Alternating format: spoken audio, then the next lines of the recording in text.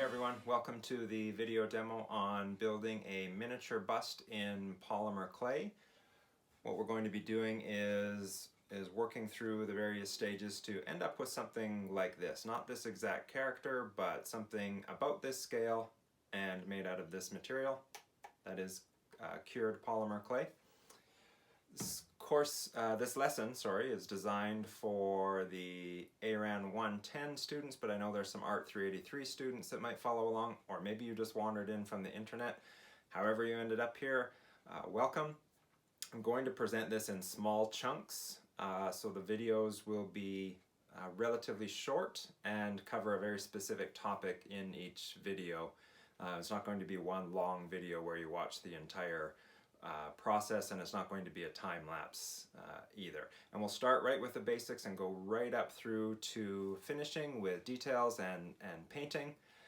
This first video for today is going to be covering references, how you gather reference, how you use reference, how I use reference, what are some of the raw materials that you need to complete this project, and what are some of the tools that we'll use while we're sculpting.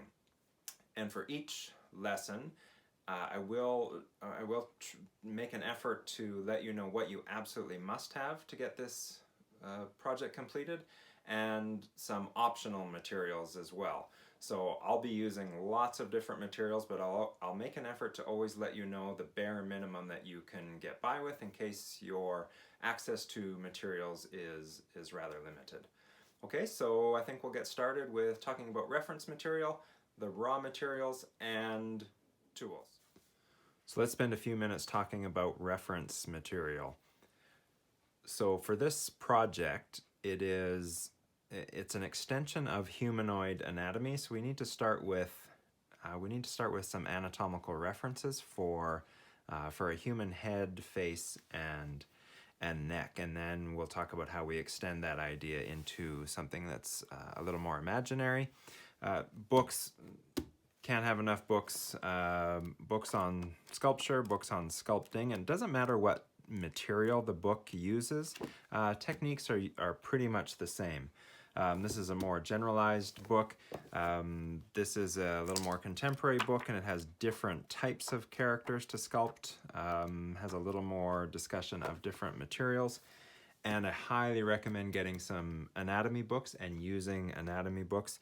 Often you can find old anatomy textbooks in used bookstores. This series is particularly good, but anything that has some skeletal and muscle illustrations in it will really serve you well. So because this is starting with a humanoid form, the first thing I did was just find a very generic reference and printed it out to the size of my finished piece. Something else I was looking at was the artist Jordu Shell, one of my all-time favorites. So I really like that it's got this very humanoid anatomy, but then obviously some distortions to make it more alien, and so this was a direction I wanted to go. I also found this is the actor Giancarlo Esposito. You might know him from Breaking Bad or Better Call Saul. I just really like the expression. I really like these lines in his nasolabial folds here. His eyelids tend to sit a little bit heavy. He has a great serious expression, so I wanted to print off that as well. So how I start is I usually start with just a very generic human head, just using kind of classic proportions, a little bit on the thin side, a little bit skeletal, but that just gives me a starting point, so I can anchor it in reality. And then I spent some time just thinking about, what would that enlarged cranium look like? So I want to keep it rooted in reality. I want it to be very humanoid, but it can also be alien. So thinking about that enlarged cranium, enlarged ears, eyeballs a little on the large side, mouth a little bit wide, but that kind of droopy expression that we were looking at earlier. and then finishing up the drawings. And again, I print these out, not just because I like to have paper versions, but we're going to use these. I'm going to use this as a template for building the armature, and because it's to scale, then it gives me like a one-to-one reference that I can use. Something else that I have on my desk here, I'll just try to move this to show you, is I do have a life-size head sculpt, head cast, pardon me. This is a cast that did of my own head. It's in monster clay, and have a life-size anatomical skull. Now, again, the design has an enlarged large cranium and large ears, but because it's rooted in reality, I'll be able to use this just as a general reference for forms, and I always like to have the skull around as well. So whatever you have access to, print some pictures off the internet at the very least to have around. Make some drawings, so you're starting with a bit of a plan. You'll see that through this project the design is going to change, but we need to start with a plan. It's very, very tricky to just sculpt out of your head and end up somewhere interesting if you don't have at least a bit of a roadmap. One final note, I would ask you to avoid using action figures or doll heads if that's all you have sitting around. And the problem with that is, although they look, somewhat humanoid, they're very, very flat, and most of particularly in the eyes, most of this is achieved through painting, and so this is not a great, things like this and lots of action figures aren't a great reference, simply because the eye forms are realized through painting and not through sculpture. Okay, so that's it for reference. Let's look at some of the materials and tools now. Let's quickly run through the materials we will need to build the armature. The armature is the basic skeleton that we will use that is going to support the clay. You don't want to just build solid clay. Number one, it uses too much clay, and even this soft aluminum wire has enough rigidity in it that it is going to support your sculpture. So you need some sort of armature wire. This is aluminum wire. Aluminum is great because it's very soft, and so you can bend it easily with your hands. You can cut it easily, and you can bend it back and forth and it won't just snap. If you don't have access to anything like that, you can use regular wire. If you're using thin wire, I would recommend braiding it so it's a little stronger. If you can find a wire coat hanger in your house, you can use that. If you can't find any actual wire, you can glue a bunch of popsicle sticks together, cutting off this wooden spoon and drilling a hole in a chunk of wood and sticking it in would actually make a pretty good start of an armature. Then you need some sort of wood block. I'm just going to be using a scrap piece of wood. You can always transfer your piece later, but you need something to stick the armature into so that you can have your hands free, both of your hands free for sculpting. We'll also need some newspaper. You might as well use up your flyers. It's not like you're going to go shopping. A little bit of electrical tape and some tin foil.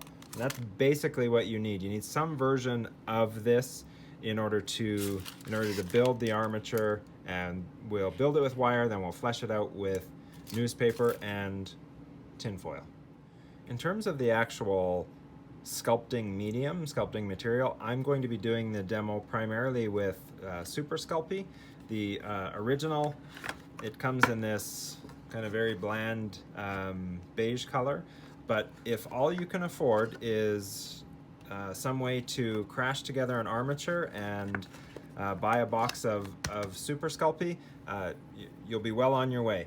I am also going to use some translucent Primo made by the same company. This again is a polymer clay, Polymer clay remains soft until it's cooked at a relatively low temperature, around 275. We'll get into that later, and then it becomes hardened plastic.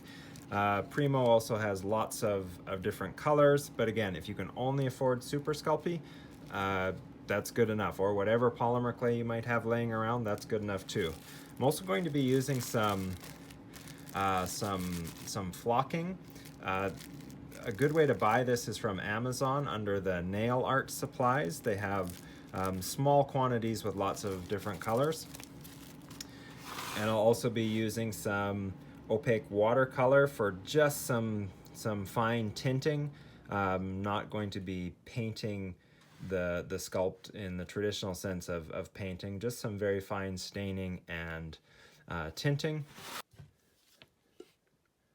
Also going to be using 99% alcohol. 70% will not work. 99% is preferable.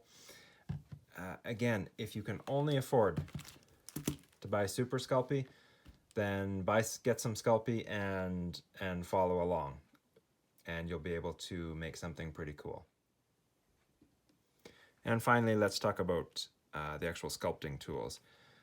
I like to have something that's a little bit pokey. I really like these tools that have little spheres, little balls on the end. Something kind of like a rake. This is one that's just made out of a guitar string, and an old brush. The cheaper, the better.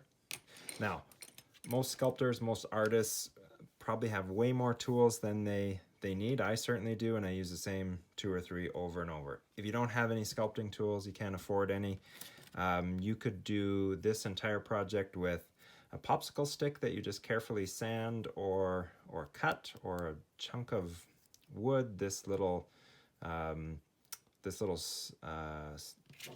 skewer, or this I don't even know what this is. It's a piece of wood with kind of a screwdriver tip on the end. That's all you need. A finishing nail, a thumbtack, a piece of wire, and your fingers. We can do the entire project with that. Something else I'm going to be using is a pasta machine. This is an actual Sculpey brand, but actual pasta machines work well. Don't just steal one out of the kitchen cupboard without asking for permission if it belongs to somebody else, because after you use it for polymer, you won't want to use it. This is not required. These are a little bit expensive. Makes things go a little faster, but I will show you how to condition clay just by using your hands. So I think that covers it for tools. So again, a bit of tin foil and some wire, a couple tools like this, and a chunk of Super Sculpey, and that's all you'll need. So thanks. Next video we'll be building the armature and applying the first level of clay.